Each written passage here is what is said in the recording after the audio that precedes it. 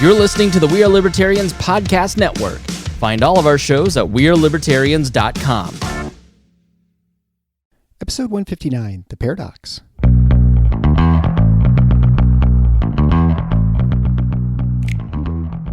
Welcome to The Paradox with your attending, Dr. Eric Larson. He is a practicing anesthesiologist and clinical assistant professor at Michigan State University College of Human Medicine. Listen in as he takes you behind the scenes of what practicing medicine in today's ever-changing world is like with another doctor. The Paradox is a fun and accidentally informative show for physicians, patients, or anyone who has ever found themselves in a waiting room.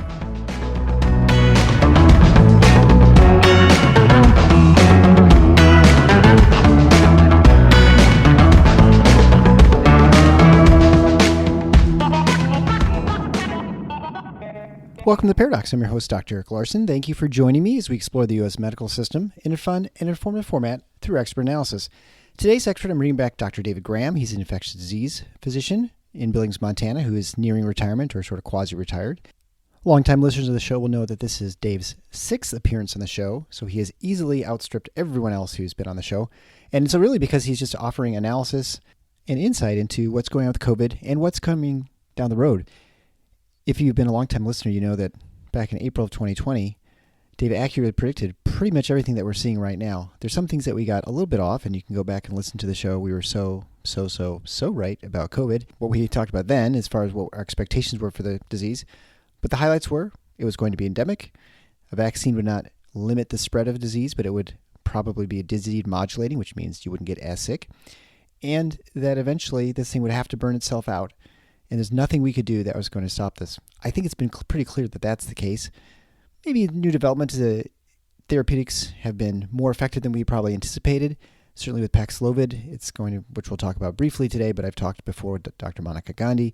That's one that's sort of a game changer, probably too late to really significantly affect this pandemic a lot, but it will probably help people who are frail or who are older, at least more at risk, and will certainly improve survival for those in that age bracket and risk stratification.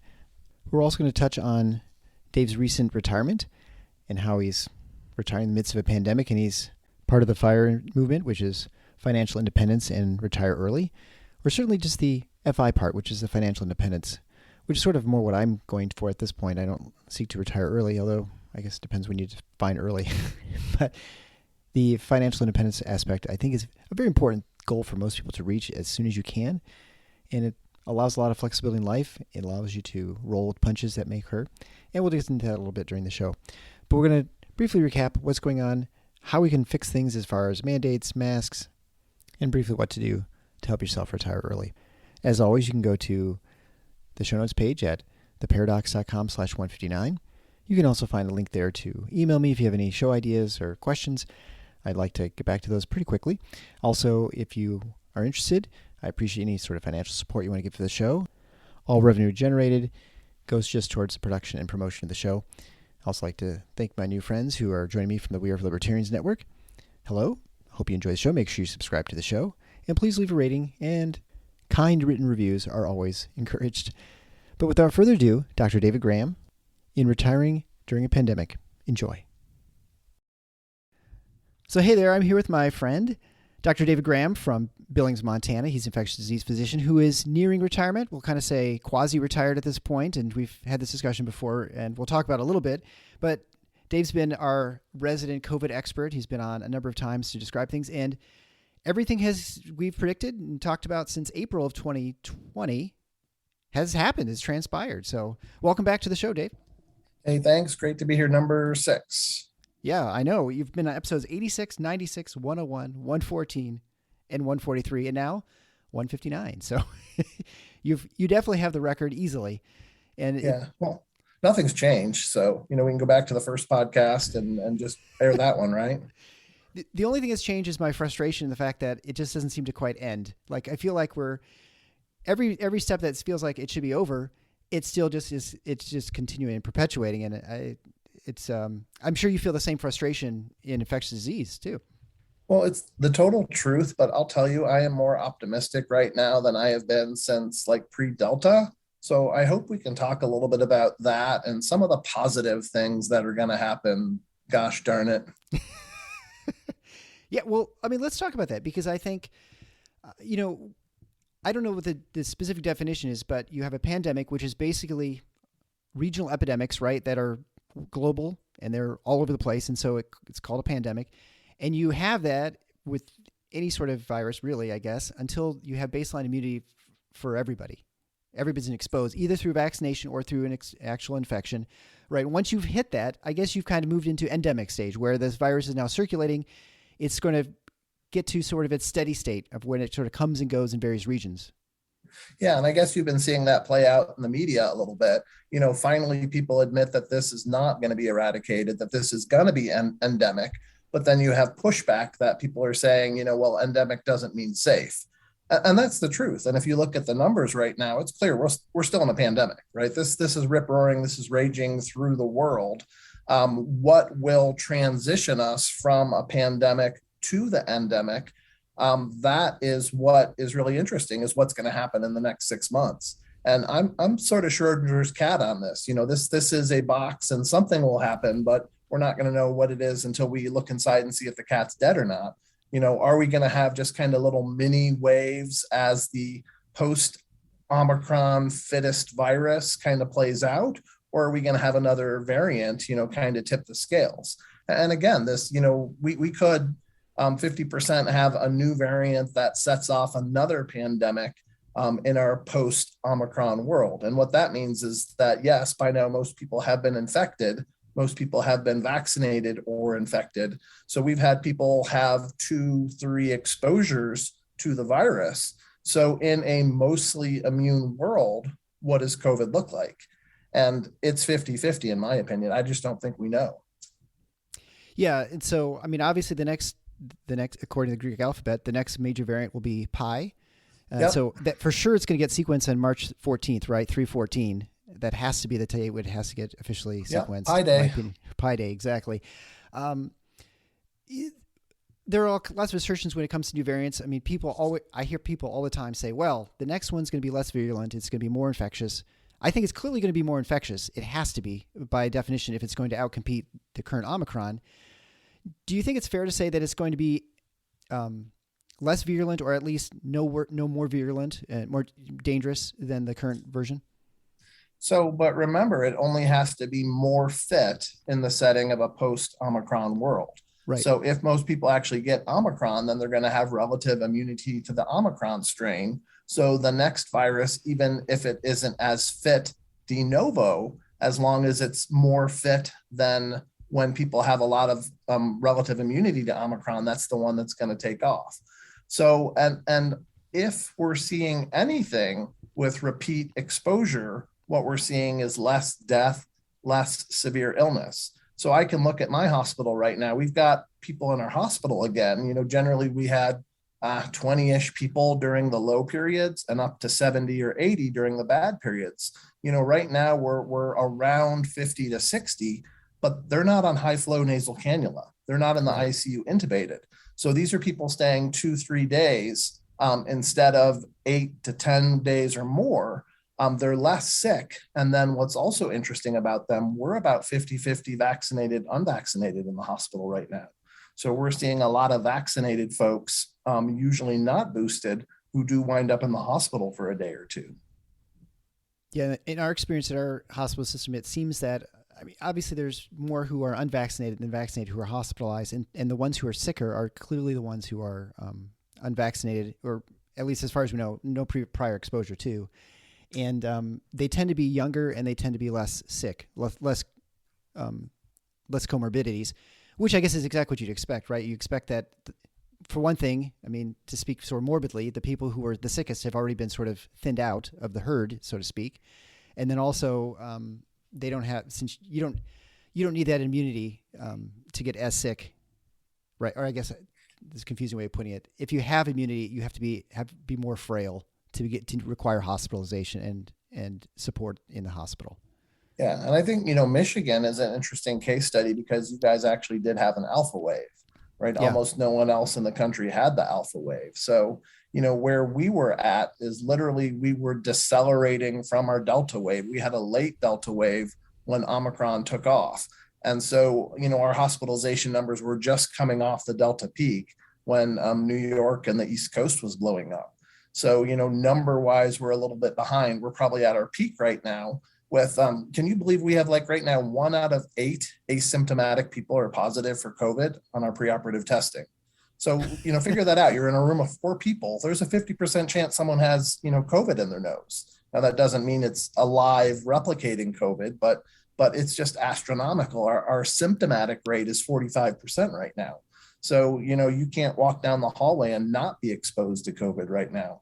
So, but that is in the setting of just getting over this massive Delta spike. And then you guys had the Alpha spike before that. And you had the, what are we calling it, wild type Wuhan before that. So, I mean, how many people are there out there that haven't been exposed to this virus now? Yeah, well, I mean, there are definitely some, right? There are people who are able to isolate. There are people who live in rural areas who have managed to avoid it. And, there are probably people who, for whatever reason, are sort of immune to it, or at least they're less likely to be attacked by this virus, which we can't explain, right? They just don't get infected easily until they're maybe exposed to massive doses or something. Yeah. The black box you had mentioned earlier when we first talked back in April. Yeah. Well, and the black box, I think that's still out there. The black box is the pediatric age. So, why do kids not get sick from COVID? And it's a fascinating thing, because you ask certain parents out there and they think if their 5-year-old gets it, there's a 50% chance they're going to die from it. Yes. Right. And then you ask some parents and they know that even if they're exposed to it, there's a very low chance that they actually get symptomatic disease from it. There's something about being young and generally younger than 5, 2 years old or something like that, where they're exposed to common cold coronaviruses all the time. And generally they're asymptomatic to these. So, I think that's the black box, is what's really happening in kids. This adaptive immunity in kids is different, versus people that don't get it, that aren't exposed to it. This is more of the, the circles you run around in, right? So people that are in circles that get COVID have gotten COVID and gotten it multiple times, whereas people that haven't gotten COVID yet run around in circles that don't get COVID, because otherwise they'd already have COVID, right? Right. It'll be years before we kind of figure all this stuff out. Like, I think it's going to. There's a lot of things that no one bothered. Certainly, there weren't a lot of people working on respiratory viruses and how they come in waves and pandemics. I mean, I think we could look at it. I'm sure there, the rhinovirus that sweeps through the country that no one bothers to sequence because it's just a cold, right? But you probably see that you might see the exact same characteristics of how it comes and goes, and some region for whatever reason gets hit 3 times as opposed to another region that gets hit just once. And I'm sure this happens all the time, but we just don't have that sort of, I can't think of the term. Yeah, we don't have the surveillance system. Surveillance is the word, yeah. Right. Yeah, well, and also, this is a non-linear system. This is a chaotic system, right? So we really don't even have the models to explain transmission and disease prevalence if who gets it. Yeah, well, and I think, even when you look at the flu, there's probably a lot we could learn from this that would help us in figuring out the flu a lot better too, because I'm sure the fact that the flu disappeared for a year, I mean, that is very interesting, and that there'll be a lot of things people come with their theories of why the flu disappeared for a year. Was it viral interference? Because you're infected with something else, you can't transmit flu. Well, we know people can get flu and COVID too, and you can have multiple viruses at the same time.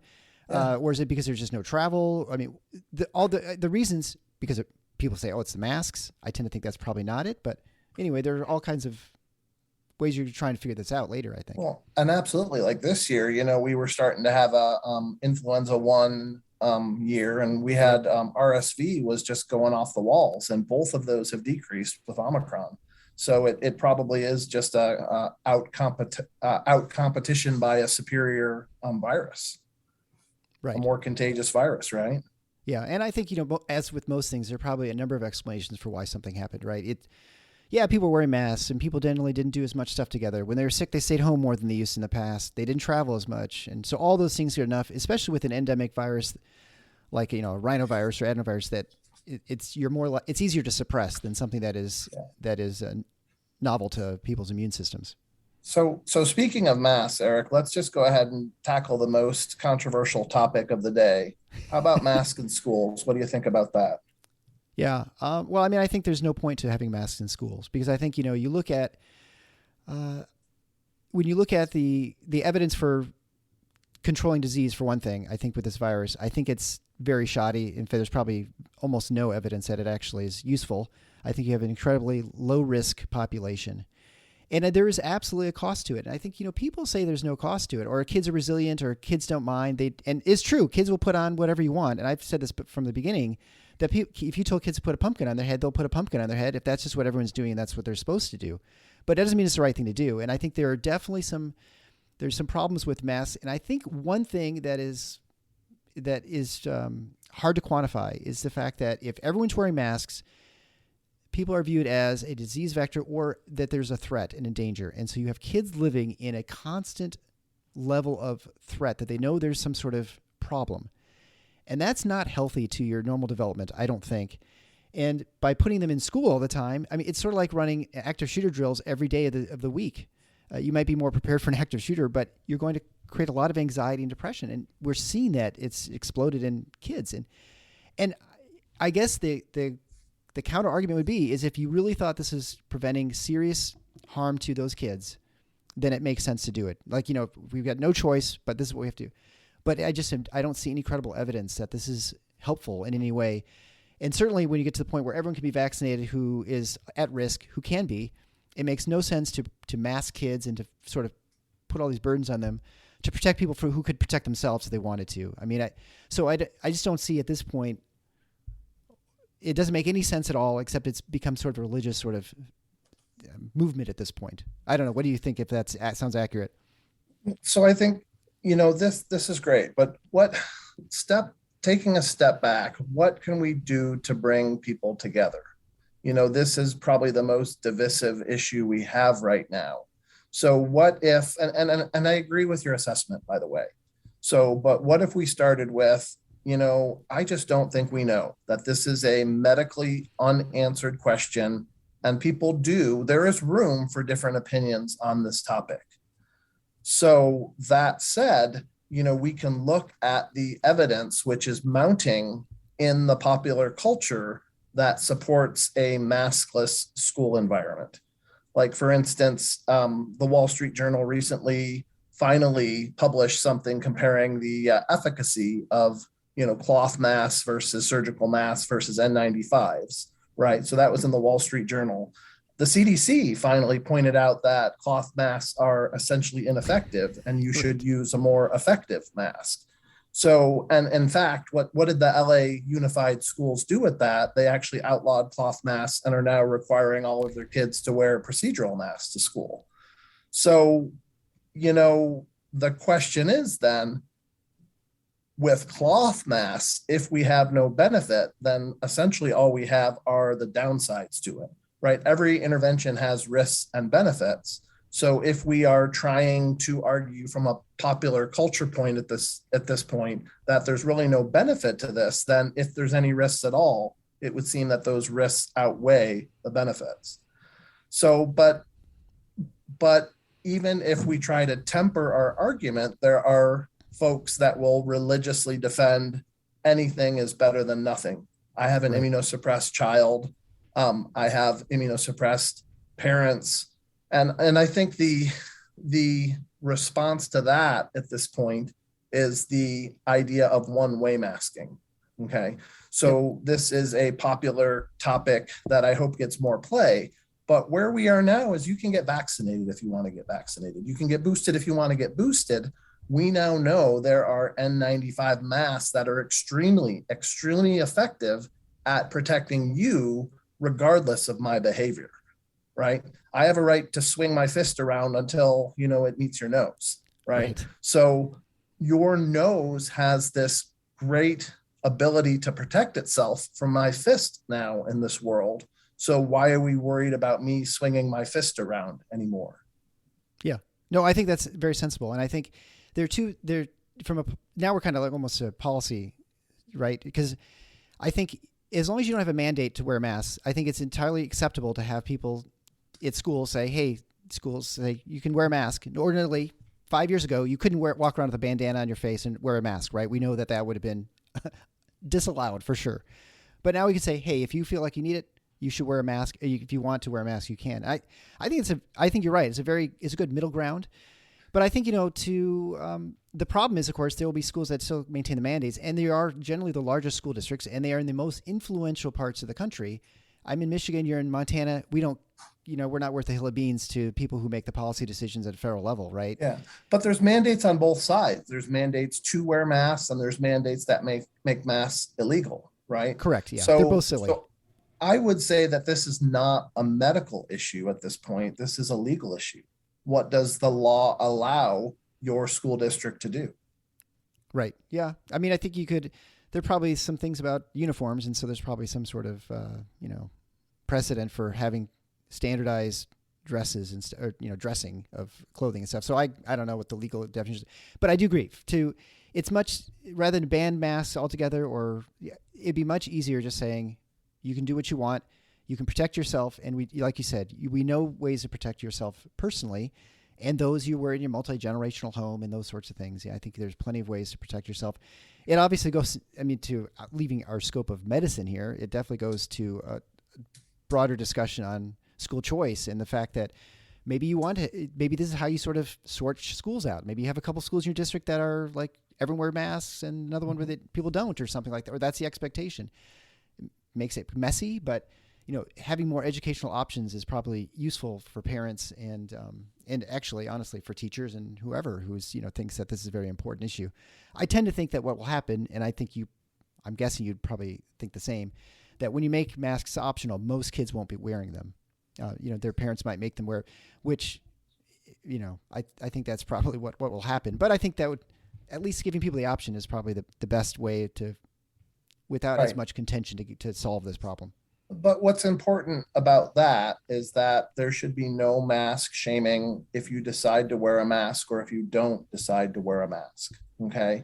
There is room for different opinions in this world. This is an unsettled medical issue. Please make up your own mind. But importantly, if you're gonna mask, wear an effective mask, right? Don't wear a bandana. I know. Well, in the hospital, we're still required to wear these surgical masks. And I think, the Bangladesh study showed maybe a marginal, it was very weak evidence, I think, especially, and it was an unvaccinated population. I think you could probably argue that those masks really don't do anything either. I mean, I think there's. Yeah. And the Atlantic had a great piece, discussing all of the literature that supports masking, and really none of it meets any sort of evidential rigor at all. So there, again, this is not a medical question, Eric. There's room to debate this on medically. So what do you want to do? What's right to do from a legal stance? Let's decide it on that, not the medical issue. Yeah, no, I kind of think that's where we're moving, but I think there's still some people are sort of dug in some ways in both sides, and the more the power, it seems right now, still held by those who want to mandate that, especially in the larger districts, like the Los Angeles Unified School District, New York, Chicago, Detroit. I mean, that's the hardest part, is to try and break through, and because that's where most of the kids are. I mean, Yeah, but clearly there has been a softening of the CDC's stance recently. There's been, I want to say they've become a little more rational. The idea that we don't have to isolate for 10 days anymore. It's 5 days, and that you don't have to test because guess what? We can't even get tests. But then there's this idea that we're needlessly boosting adolescents, causing the risk, especially in males, of myocarditis for something that really doesn't help them and probably doesn't help the community. So again, this is any risk there. If there's no benefit, it's all risk. So the CDC's got this really mixed history. It seems like they're trying to do better, but again, this is not a safe world we live in. It needs to be a safer world that we live in. And when, getting back to the less than 5-year-olds, if a parent has a concern that if my child gets COVID, there's a 50% that they're going to die. If we can come back with some reason and tell them, your child has a 10 times higher risk of dying in a car wreck than they do from COVID. And I know that hits home to you, Eric. But what actually is the risk to your child? It's not COVID. It's the next 20 years of learning that we've decimated by these 2 years of masks we put on them, by the shaming, the fear. Yeah. Well, I had Sean Dione on my show, and he's a researcher at Brown University, and they do IQ checks basically. I mean, and they found a dramatic drop in IQ in It's young real. children. I mean, it's real. I mean, we can argue about what is causing it, and is it verbal? Is it masking? But I don't know. Or maybe kids just less interacted in daycare, whatever. But I mean, that's a real finding. I mean, that's not someone who's looking to, there's certain people who are looking for excuses to move an agenda, and this is someone who has no agenda. Just like, oh, look at what we just found. It was like the accidental surveillance data. Yeah, I wonder too, when it comes to the mandates. I mean, how do you think with passports? I think you're seeing cities starting to adopt these. I think we both agree that the passports really serve no purpose in the sense that whether you're vaccinated or not, it's clearly you're not going to stop the disease, right? I mean, if you've been recently vaccinated or boosted, you probably are less likely to get infected. But at some point in a few months, you're pretty much no different than the rest of the population, or not enough that it's going to make a difference in controlling the spread of the virus. So these passports, to me, it feels like they have to just die off. But again, I see more and more cities adopting them, and it's definitely a political sort of move at this point. It's not really based.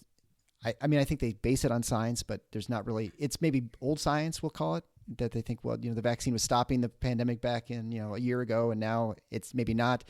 Maybe it was just our imagination that it was stopping it. It's hard to know, I think. But either way, do you see that?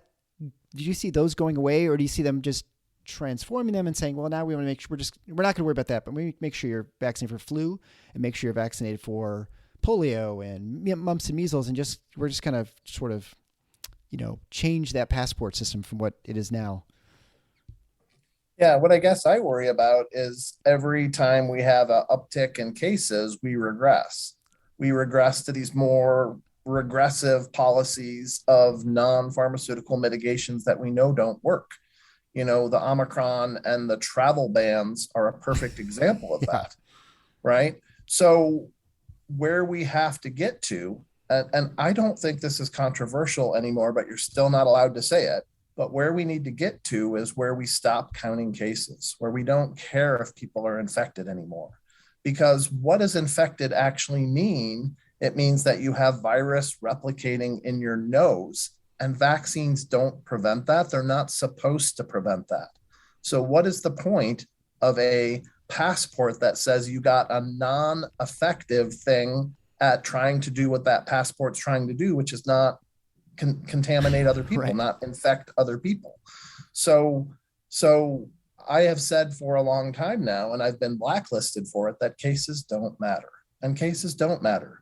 They haven't mattered for a long time, but how can we get beyond that and start focusing on what it is important, which is not shaming people. What we can actually do is meet people halfway, listen to them, understand their fears, and try to help them get vaccinated if they're not vaccinated, or to understand if you're not vaccinated, guess what? You're going to get the virus. But guess what? If you're vaccinated, you're going to get the virus. Right. Okay, we're all going to get this virus. We're all going to get it 3 to 5 times before it becomes the common cold, right? That's what's going to happen. There's no stopping that. There's no rock you can hide behind not to get COVID. So do you want some of those illnesses to be vaccinations rather than illnesses? I think that's a pretty good trade-off, right? We know that even when they're vaccinated and boosted and have their 4th shot, there are people that are going to die from COVID. We know that there are people that are genetically susceptible to this and are going to die from it. So my heart breaks for people that have lost the genetic lottery, that this novel virus that wasn't supposed to infect people, that for whatever reason they were born with a set of DNA that allows them to be susceptible to die from it, they're going to die from it. And more than that, we do have a lot of immunosuppressed people in this world that God knows we need to protect them, right? But at what cost, right? Is it at the cost of generations of raising children? Yeah. Well, and especially when it doesn't matter. Like, I mean, I think, this argument would be a lot more challenging if there was a utilitarian argument for doing a lot of these interventions. Like if you said, hey, everyone's masking and it is absolutely stopping the spread. And as soon as we take the masks off, it starts blasting off again, or by having these travel bans and preventing people who are infected getting into our country, we're preventing the infection from getting into our country. If that was the case, then I think it would be a lot dicier argument. But I mean, clearly none of those things work. And so I don't know. I mean, I feel at some point people have to, I think we just need leadership from, it has to be Fauci. It has to be those people at the very top. Those are the ones that are sending the marching orders to most of these public health agencies and the state health departments, right? I don't see a lot of state health departments outside of like Florida and Texas, but they are seen as sort of rebels, and you have to have the federal government accept these things. And I don't know. I don't see it right now in this current administration, I shouldn't say backpedaling, but essentially that's sort of what they're doing. They have to accept the fact that they were wrong initially in what they were advocating that the vaccine did, and that it prevented infections. They said it'll end the pandemic. Well, you and I would agree that it has, right? It has changed the outcome of your infection to COVID. Where it was more people are going to die from this, definitely less people have died from it. However, it's not preventing people from getting infected, right? But that message is not being shared. Well, and I think we have to go beyond this, Eric. I mean, even if the CDC were to come back to its pre-COVID baseline, remember, it's the Center for Disease Control and Prevention. It's not the center of common sense. It's not the center of balancing priorities, right? So you remember we went into a room with someone that had chickenpox and we had to wear an N95, even though we had chickenpox before and we had no chance of getting chickenpox, right? So the CDC does not have a history of being logical. They have a history of safe rather than safer. Okay. And this is the world we have to get to. We have to get to a safer world because we can't create a safe world. Well, and I mean, the answer to that is that people just ignore those edicts, right? Like, what happened is people didn't bother putting a mask on, or they wouldn't bother, there are all sorts of things. Like I would use the top step on the ladder. I mean, there are all kinds of things we do, right? That we just ignore. And so I don't know but I do not feel like this is really going to truly end until we get, maybe not the CDC head, but there has to be someone at the top who says, you know what, this is over. But I think there are just people who at this point still not ready for it to be over for political reasons, or because they don't want to be the one who calls off the dogs and then, suddenly there's another variant and it turns to be worse. And now they'll be blamed politically for saying, hey, it's all okay, when it really wasn't. Well, and I think people will figure this out. There's a movement among Democrats to do some more middle of the line measures with these things as well. And politicians will respond to that. They'll respond to their base. But so even locally, our school district has a masking mandate. And the question was coming up just as a matter of routine right before Omicron, they were going to stop the masking mandate. And our superintendent continued the masking mandate, which I thought was the right thing to do. Okay, even though I know masks don't help, the optics of it, we had I was going to say shit ton, but I shouldn't. We had a large number of kids get infected with COVID in our schools. And imagine if we had stopped the mask mandate right before that happened, people would have gone, aha, look at that. You stopped the mask mandate and look what happened in our schools.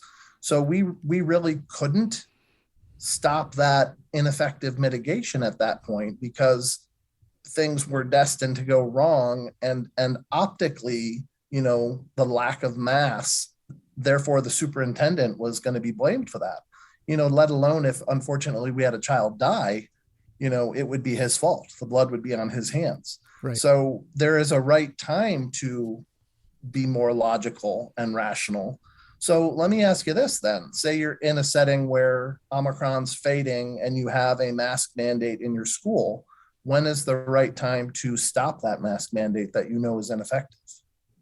Yeah, I mean, I would just say right away, obviously, but because that's just, maybe I'm just so tired of all this doing things that just don't work. Because I don't like doing anything in medicine that is of no point, right? I just so I would say right away, but I think, politically, I think you have to say once things start getting better, we're going to get rid of the masks. And we can look at what happened in Florida where they have no mask mandates. Now, I'm sure kids are wearing masks there at some places, I'm sure. But we see no change in how the pandemic moves based on what your mask, whether kids are wearing masks in schools or not. I don't think there's any question that makes no difference. So I think you just have to, I do think you have to be bold as a superintendent. Or you're going to have to, and you can, again, like you said, you say, hey, if you want to wear masks, we know you can wear effective masks, and we're anti-bullying in schools. We have been for the last 10 years. That's been a focus. It will continue being a focus. If kids get harassed, pulling their straps or something and being harassed, we're going to put an end to that.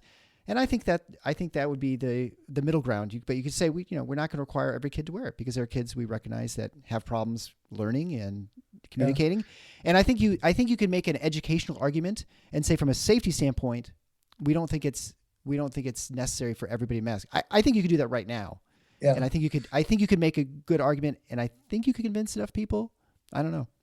Yeah, I think the answer is soon. As soon as cases are coming down, that's the time. But, let's reflect on the fact that the WHO doesn't recommend masking kids younger than 5.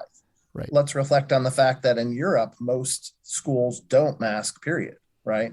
So the U.S. is a significant outlier in masking in schools. Let's get with it and focus more on what the world does, and do the right thing for our kids. Right. Yeah. Well, and then, I've got a kid in college, and it's kind of insane what's going on in the college. You see huge disparities. You see, like, I'm looking at the Big Ten, for instance. University of Iowa has no mandates or anything, and they don't have a vaccine mandate or a mask mandate. And then University of Michigan, Michigan State University here in Michigan, they have mask mandates. They have now vaccine mandates. In fact, Michigan State still was virtual. I think they maybe are leaving virtual learning now, to, control the spread. I'm not quite sure what their point is. So you've got 20-year-olds who are probably the healthiest members of your population, and you're treating them like they're porcelain dolls. Right. And you're requiring boosters that have the potential for harm more than helping young adolescent men. Right. I mean, I think it's hard. There's no data showing that the boosters do anything for someone who's 20. I mean, when you have such small risks, I don't know, to actually having complications of COVID, I would think your risks for getting a complication of the vaccine, which are still incredibly low, are the same, or there's not a huge order of magnitude difference where you say it's no brainer to require them for people. It's stunning, except that I think you're seeing a real shift in political. You're, I guess, seeing a good example of a lack of political power, right? Young kids, they don't vote. They can't. They're captives, and kids in college are pretty much captives too, right? They don't really vote. They don't have any economic, means to make decisions, and they feel trapped because it's sort of like a doctor, if we want to transition to the next point, who feels like they have to keep working because they have to maintain a certain lifestyle. Kids have to go to school to get their degree, and they can't just say, well, I'm not going to go because they have this mandate they don't want to follow. They just sort of feel they're trapped. And so it's like a golden handcuff, right? I mean, you have no choice. And so they're bound to, and I'm sure the boosters are the ones driving a lot of this at these universities, that they insist that their school is doing the right thing. Right. The people that actually pay the bills, right? Or the people, well, not even that. People probably who pay for the donate buildings. Money. Yeah. Those are the ones who probably are least affected by all the, measures, because they don't have young children. They're the ones who are, millionaires. Can I bring us back to optimism again? Please. So let's talk about Paxlovid, Eric. What do you know about Paxlovid? Well, Monica Gandhi talked about it on my show a couple episodes ago, and I mean, it's pretty amazing. It's like it's a protease inhibitor, right? And it's based on sort of the medications that are used for HIV, and it kind of stops the replication of the virus, and so it's pretty remarkable. I mean, in some ways I feel like it kind of hit too late, but that's probably not entirely true, because there are people who are going to be susceptible to this, like you mentioned, frailer, older people who have a couple of comorbidities who will definitely benefit from this. I mean, what's been your experience with it, and have you used it at all in Montana? No, there's no Paxlovid anywhere. You can't get it. Oh, it's in Europe, right? Yeah. Well, it's FDA approved at this point. There's just no supply of it. So, But again, I'm saying I'm optimistic for the future, because eventually we will have it, and it is truly an amazing drug. Like in the treatment arm, no one died. 90% reduction in hospitalization. So this will, once we get it, there'll be no more infusions of immunoglobulins. This is not like, like with influenza medicines. I talk about how effective they are, and it's like a spitball against an elephant. That's how Right. good, our flu medicines are. Yeah, right. But again, so we have vaccination, we have N95s, and then we have Paxlovid now, which we can give to people that are susceptible. It's a 5-day treatment course. It's cheap in the scope of things. What is it, $1,500 or something like that? But this is a truly revolutionary antiviral. It's the first really effective anti-respiratory viral disease medicine we have. So again, the optimism is no one needs to die from COVID anymore once we have an available supply of Paxlovid. Here's the kicker, though. We need to give it to people early, so we need testing in order to do that, right? Yeah. So I guess that contradicts the message I had before. Who cares about testing? Who cares about numbers?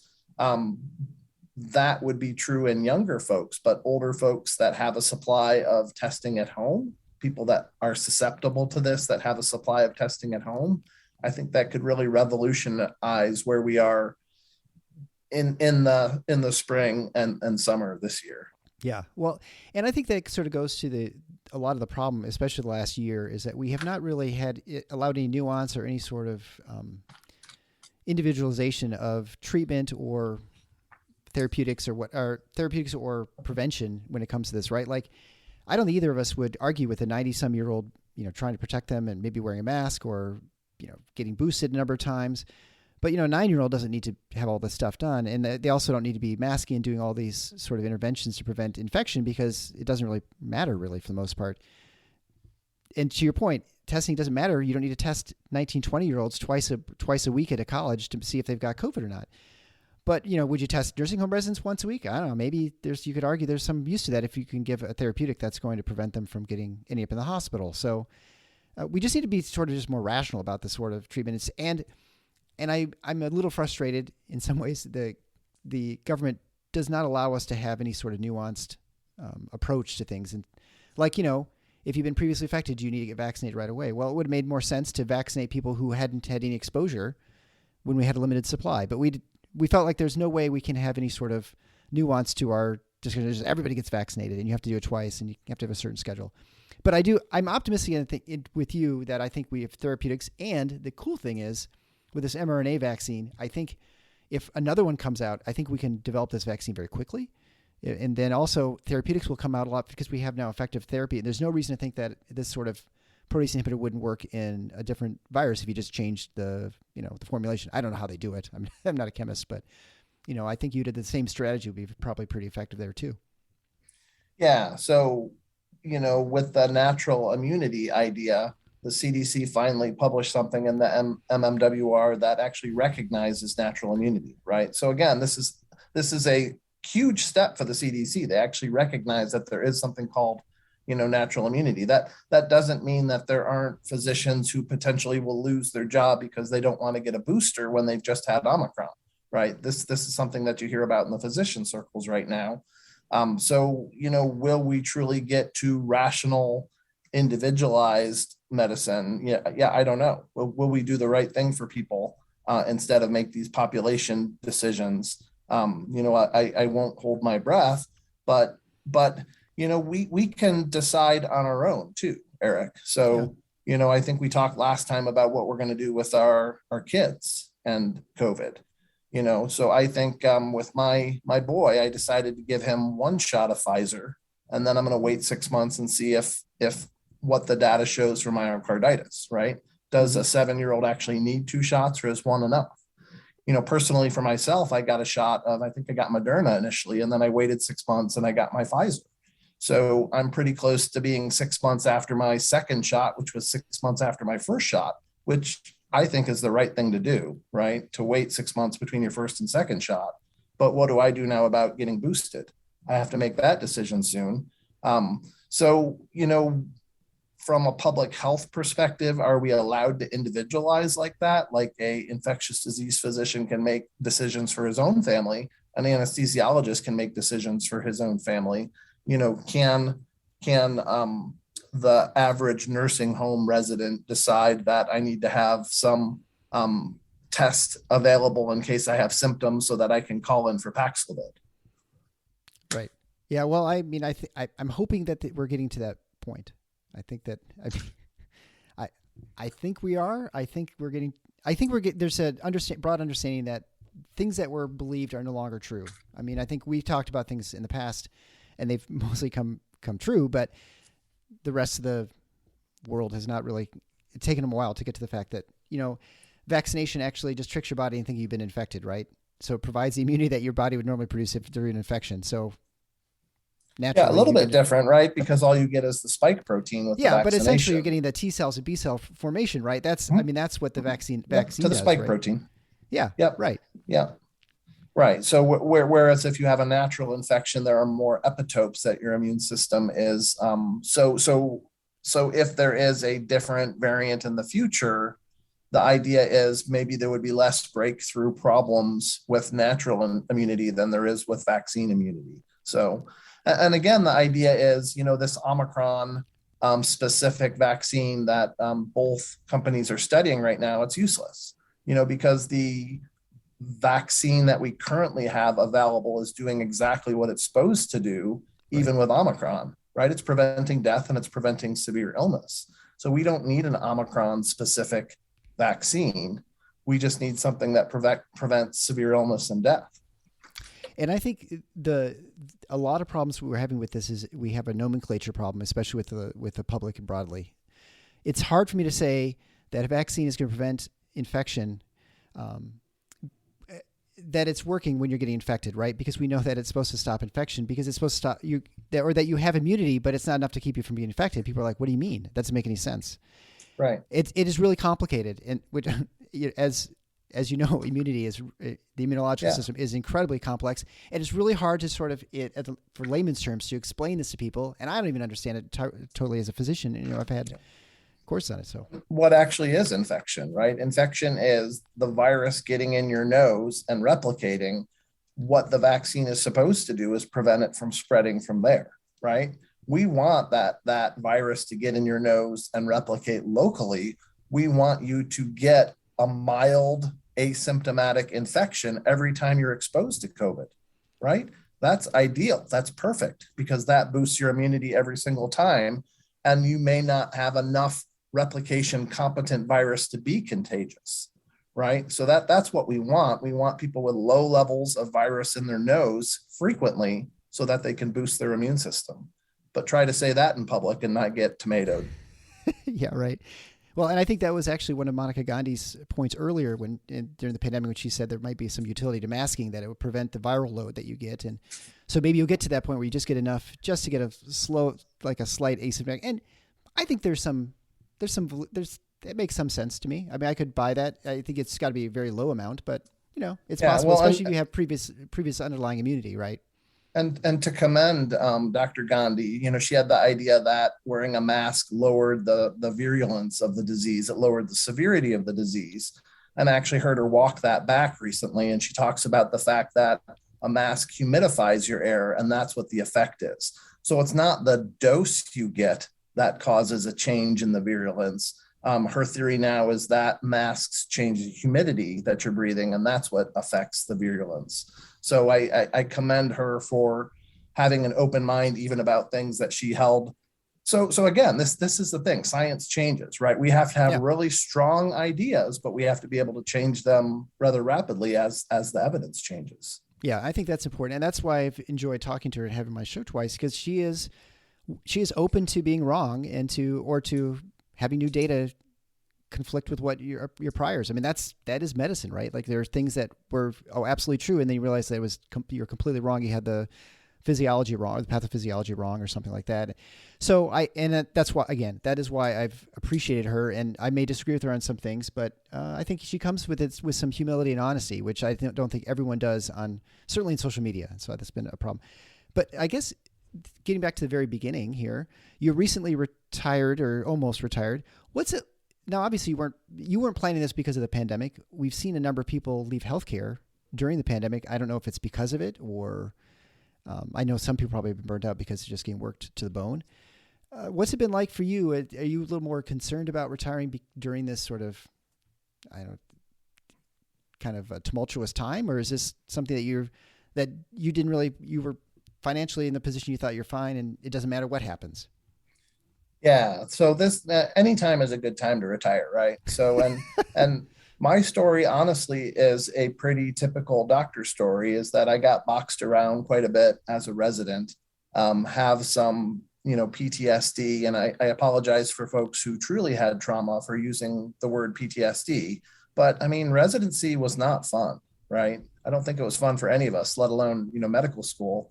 And some people are certainly more capable of being boxed around than I was. But the final straw in the coffin for me was the fact that we're just cogs in the system, that we no longer are allowed to do what physicians should do.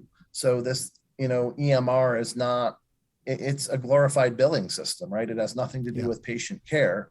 And the fact is that is what everything has become in corporate medicine, a billing machine rather than caring about actual patient care.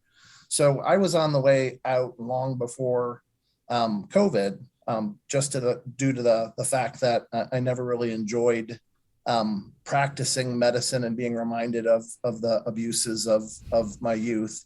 And then the corporatization of medicine was the final straw. So I do financial coaching on the side. I've got 3-year-old twins, which is pretty amazing. I'm an old man to have little girls at home, but that's a lot of fun.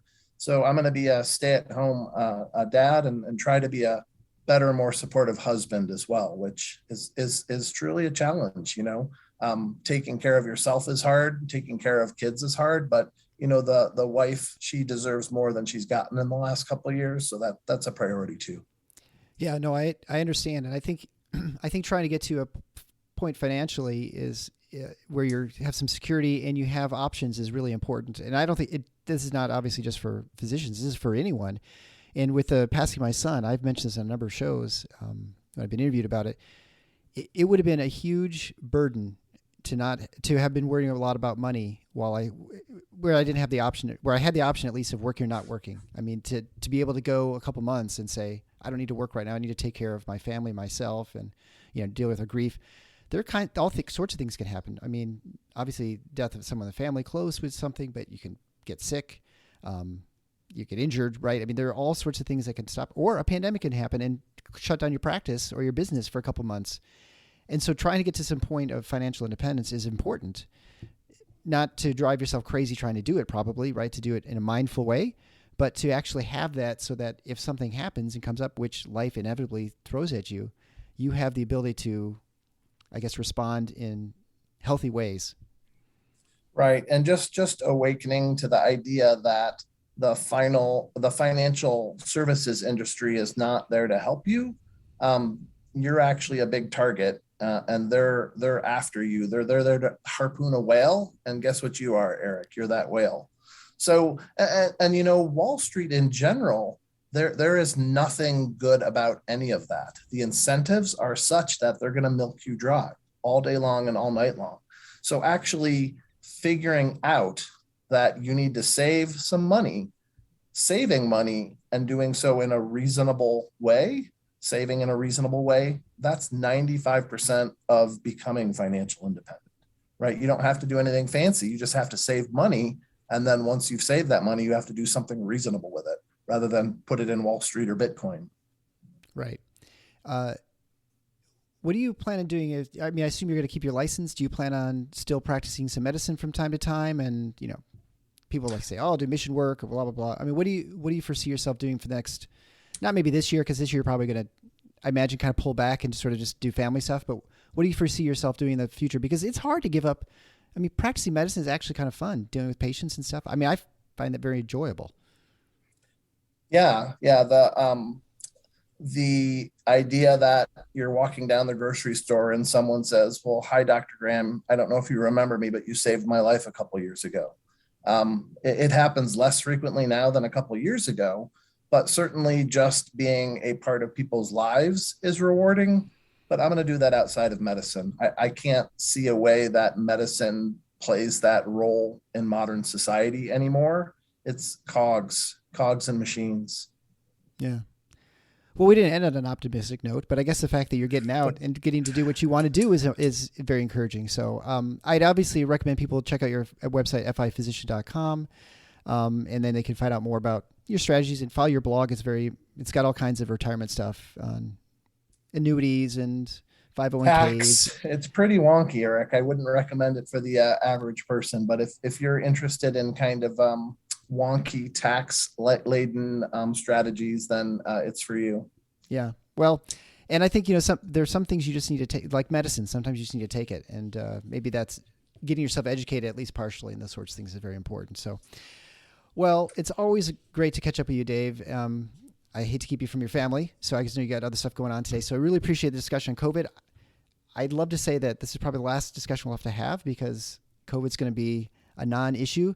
I do think it's going to take an election to kind of totally wipe this off the board, and maybe just be till next year till we're just no longer thinking about it and like testing and doing all those sorts of things. But we'll see, I guess. I think it's going to take a look in that box. Is the cat dead or not? That's what's going to tell us the future. Yeah. Well, thanks again, and talk to you. Thanks for listening to The Paradox. If you like what the doc is doing, please subscribe and leave a review on iTunes or Stitcher. And share the show with your friends. Become a supporting listener to get access to special bonuses at patreon.com/theparadox. Show notes can be found at theparadox.com.